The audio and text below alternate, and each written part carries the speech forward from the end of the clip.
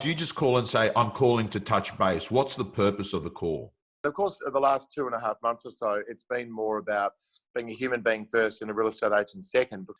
Just wanted to touch base, see how you are, see how you've been coping with a very different world that we've been living in. That gets us off to a start. So then they say, how are you? So I share personal stuff. I don't talk about business stuff. I talk about family stuff and my 6 children and just that sort of stuff. As I said, be real about it and be a human being. Then I'll often say, how's it affected real estate? How's it affected the market? What's it doing to value? So I don't necessarily have to lead in with that stuff. And I mean, I might say, Tom, you might be interested to know what's happening in terms of, and for me to give you perspective and I guess a realistic overview about what's happening, because we know the media, there's almost a form of hysteria in the media about what could happen with the market, 30% and these sort of ridiculous things. So that's a big thing, Tom. So a lot of people are not knowing how to handle that. Buyers saying to agents, I may as well wait. Why would I buy now? I'll wait for a few months because the market's going to drop further. And vendors, of course, we're trying to get vendors politely to be aware that things could change later in the year. And the reality is they could, Tom. When JobKeeper stops, there will be some people really hurting. So if they're thinking of selling, it actually makes a lot more sense to sell in the next 2 or 3 months than maybe wait till later in the year, which they think is going to work in their favour. It probably won't work in their favour. But buyers, so there's 3 key things I talk to buyers about when they talk to me about waiting for the market to drop further. And I won't go into agonising detail, but the 3 of them very quickly are, you think of all the predictions over the years about the real estate market. Economists, property analysts, real estate agents, vendors, buyers. How many people have an opinion on real estate? Everyone does. How many people have been accurate in the last 6 months, 2 years, 5 years, 10 years? No one, not one person has picked the market. It's been a roller coaster for 2.5 years. So I challenge them to say, I know you feel, Tom, you have an opinion, and I appreciate you're absolutely entitled to that opinion.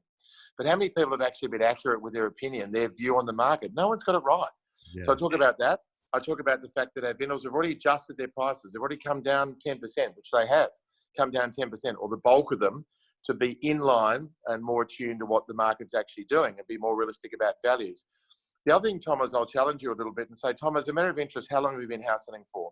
You might say, James, I've been looking for 4 or 5 months, 6 months. Tom, in that 4 or 5 months, how many properties have you actually been of sufficient interest for you to bid on them at auction or make an offer on them privately? You'll often say to me 1 or 2. So I say, Tom, it shows you how hard it is to find a property that suits you, your family's needs.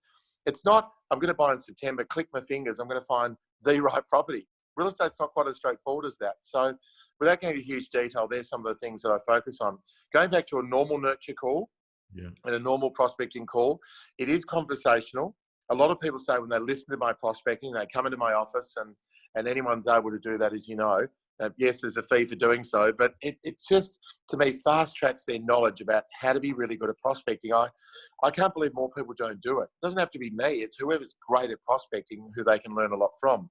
Some of them are warm calls because I know them well, and some of them are very business-like, and some of them, the people are quite standoffish, but it's a matter of how I get close to them. So I do try to talk about the market. And a lot of people say to me, thanks to the very balanced perspective on the market, we appreciate your realism. Things like that have been really important to me, and in terms of feedback. And I work off the feedback I'm given by clients in terms of what their real life situation is. A couple of case studies, and to give them, again, a sense of things are better than the media is portraying, and don't believe some of the stuff you're hearing and reading. So. Okay, James, can I ask you, swinging some of these vendors that want to be off market, want to be on the quiet, to getting them to actually come onto market properly, any tips there? And are you facing that issue? Yeah, no, that's a real issue. I think the key thing, Tom, it's given you a test drive of Real Estate Gym. Let me tell you, if you're a subscriber and a member of the gym, you'll be getting videos from our co-coaches all the time.